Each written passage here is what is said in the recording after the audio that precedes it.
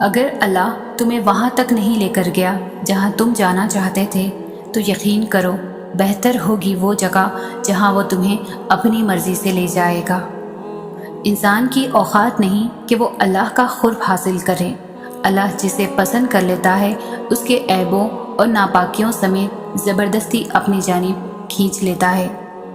جب اللہ سبحانہ و تعالیٰ کسی بندے کو اپنے قریب کرنا چاہتے ہیں تو اسے ایسی چیز کی طلب میں لگا دیتے ہیں جو اس کے نصیب میں نہیں ہوتی، کیونکہ جب وہ چیز یا انسان اسے نہیں ملتا تو وہ روتا ہے، زار و خطار روتا ہے، اپنے نصیب پر بھی روتا ہے، منتیں کرتا ہے، دعائیں کرتا ہے، روزے رکھتا ہے، نمازیں پڑھتا ہے۔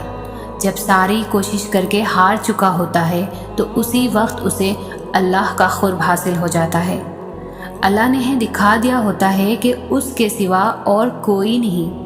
اللہ نے سارے رشتے کی حقیقت عیاں کر دی ہوتی ہے جس سے ہمیں محبت ہوتی ہے، اور اب اس چیز کی طلب بھی باقی نہیں رہتی۔ دل ضد نہیں کرتا، دماغ کو سکون مل چکا ہوتا ہے، اب اسے اللہ کو راضی کرنے کی فکر لگی رہتی ہے۔ بہت خوش نصیب ہے وہ شخص جسے اللہ کی محبت حاصل ہو جائے۔ اگر راستہ وہاں سے نہیں بن سکا جہاں سے تم نے سوچ رکھا تھا تو اس کا مطلب یہ تو نہیں کہ اب تم کبھی منزل تک نہیں پہنچ سکو گے۔ تم اپنی محدود سوچ میں رہ کر سوچتے ہو، مگر وہ ذات تو لامحدود ہے، اس کے معجزوں کی تو کوئی حد نہیں۔ زندگی کئی ایسی راہوں اور مراحل سے گزار کر تمہیں تمہاری چاہت تک لاتی ہے جن پر چلنے کے لیے تمہارا دل مطمئن نہیں ہوتا، تاکہ خوشی سے پہلے غم کی لذت جان لو اور حاصل کی قدر کرنا سیکھ سکو۔ ایک طریقہ وہ ہے جس کے لیے تم خود کو تیار کرتے ہو، اور دوسرا وہ جس کے لیے اللہ تمہیں تیار کرتا ہے، مگر جب تم اپنے طریقوں پر اٹ جاتے ہو نا تو وہ نہ تمہیں آگے بڑھنے دیتا ہے اور نہ پیچھے مڑنے دیتا ہے، تاکہ تمہیں یاد کروا سکے کہ سکون کو قریب لانے کے لیے تمہیں پہلے اس کے قریب جانا ہوگا جو اس سکون کو عطا کرنے والا ہے۔ مایوسی اور امید تم میں ہے۔ وہ کہتا ہے اللہ تمہارے حالات تب تک نہیں بدلتا جب تک تم وہ نہیں بدلتے جو تمہارے اندر پوشیدہ ہے۔ تو جب تک تم ان چیزوں پر خوش رہنا نہیں سیکھو گے جو تمہارے پاس ہے تو اللہ تمہیں وہ کیسے دے گا جو تم مانگتے ہو؟ یقین رکھنے والے یقین رکھتے ہیں اور راستے بنانے والا راستے بنا دیتا ہے، تو تم یقین اندیشوں میں پڑے ہو۔ منصوبے بھی وہی بناتا ہے اور راستے بھی وہی نکالتا ہے۔ تمہارا کام بس دعا کرنا ہے، صبر کی اس آخری سانس تک جب تک تمہیں وہ مل نہیں جاتا جو تمہیں چاہیے۔ تمہارا بکھرنا عارضی ہے مگر اس کا تھام لینا مستقل ہے۔ تم نے خود کو خود ہی توڑ رکھا ہے، ورنہ وہ تو کب سے تمہیں جوڑنے کے لیے تیار بیٹھا ہے۔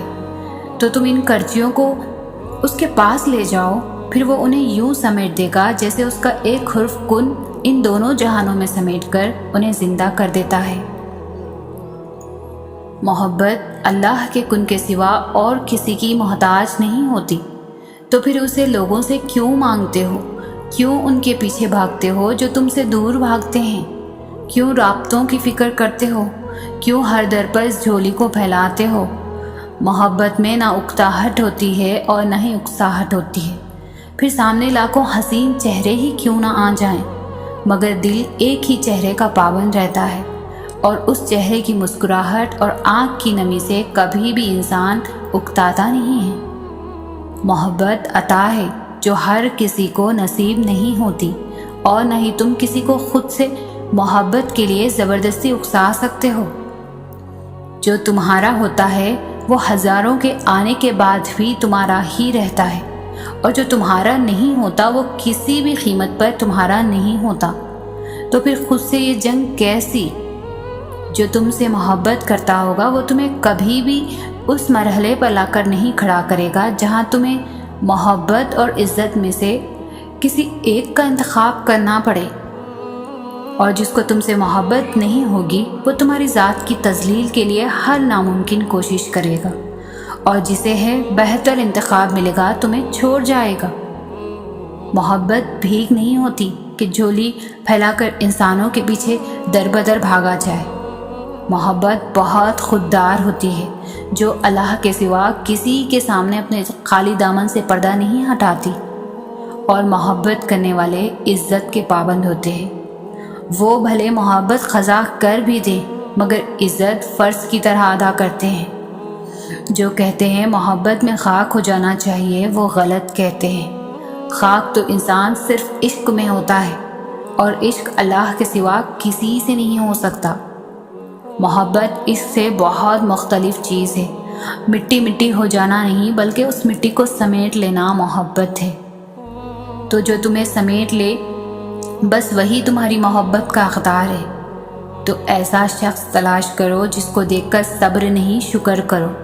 اس شخص کے پیچھے کبھی مت بھاگو جو تمہیں تکلیف دے کر اللہ تک لے کر جائے، بلکہ اس شخص کو تلاش کرو جو تمہیں محبت دے کر اپنے ساتھ اللہ کی جانب لے جائے، جس کے سامنے عزت نفس کو قربان نہ کرنا پڑے۔ ہم سمجھتے ہیں کہ اللہ ہمیں سن نہیں رہا، ہمارے ساتھ ہوئی زیادتی کو دیکھ نہیں رہا، حالانکہ اسے تو پل پل کی خبر ہے۔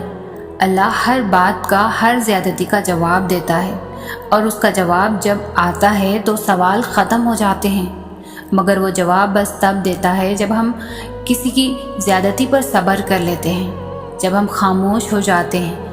ہاں، وقتی طور پر ہمیں اس کی مصلحتیں سمجھ نہیں آتی، لیکن وقت گزرنے کے ساتھ ساتھ سب کچھ سمجھ آنے لگتا ہے۔ وہ نہ سمجھ میں آ سکتا ہے اور نہ تصور میں لایا جا سکتا ہے۔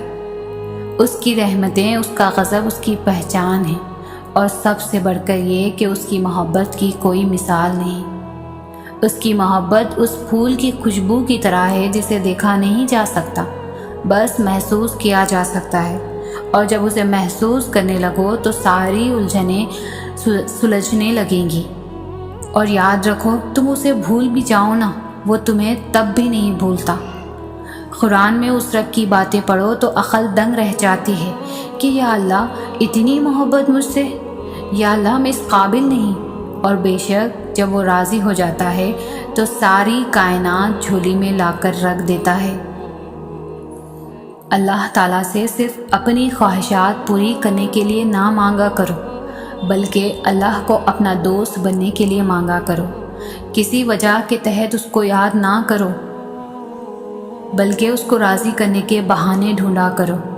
دنیا کی عارضی چیزیں نہیں بلکہ خدا کی دوستی مانگا کرو، کیونکہ جب تمہاری رسائی خدا کی دوستی تک ہو جائے گی تو پھر پریشانی کیسی اور دکھ کیسا۔ اللہ تعالیٰ تو اپنے ہر بندے کے ساتھ ہے، مگر اس کا کوئی بندہ ہی اللہ تعالیٰ کا دوست ہوتا ہے۔ جب تم اللہ تعالیٰ سے دوستی کرنے کی جستجو کرو گے تو مشکلات کے دروازے خود بخود کھلتے چلے جائیں گے، ساری تکالیف دور کر دی جائے گی، ہر درد کا مرہم بھیج دیا جائے گا۔ اللہ تعالیٰ خود کہتا ہے کہ میرا بندہ میری طرف چل کر آئے گا تو میں دوڑ کر جاؤں گا۔ اللہ تعالیٰ کو مناؤ، اس سے لاڑ کرو جیسے اپنے سب سے اچھے دوست یار سے کرتے ہو۔ اپنی ہر چھوٹی سی چھوٹی بات بھی اللہ کو بتاؤ، چلتے پھرتے، کام کاج کرتے، اٹھتے بیٹھتے، سوتے جاگتے۔ جو بات بھی دل میں ہے، جو تمہیں پریشان کر رہی ہے، اس کا تذکرہ اللہ سے ہی کرو۔ تمہیں جلد ہی احساس ہو جائے گا کہ کیسے تمہاری روح میں ایک سکون سا آ گیا ہے، کیسے تمہارے ہر سوال کو تسلی مل گئی ہے۔ اللہ تعالیٰ تمہارا دوست بننے پر تمہیں تہجد کے سجدوں تک لے آئے گا۔ تمہاری دلی مرادیں چاہے پوری ہو یا نہ ہو، تمہیں بے شک وہ ملے یا نہ ملے جو تم مانگ رہے ہو، لیکن تمہیں خدا ضرور مل جائے گا۔ کیا یہ کافی نہیں ہے